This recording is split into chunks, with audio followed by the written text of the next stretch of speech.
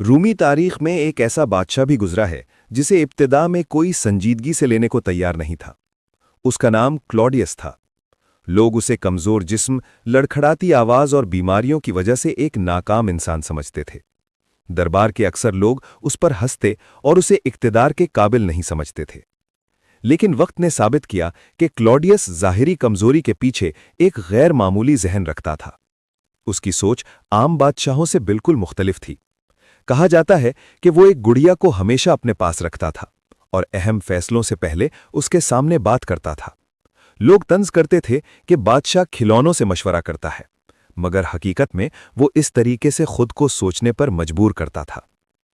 کلاڈیس نے اسی انوکھے انداز سے ایسے فیصلے کیے جنہوں نے روم کی معیشت، قانون اور انتظامیہ کو مضبوط بنا دیا۔ وہ جانتا تھا کہ عقل کا تعلق ظاہری شکل یا روایتی انداز سے نہیں ہوتا۔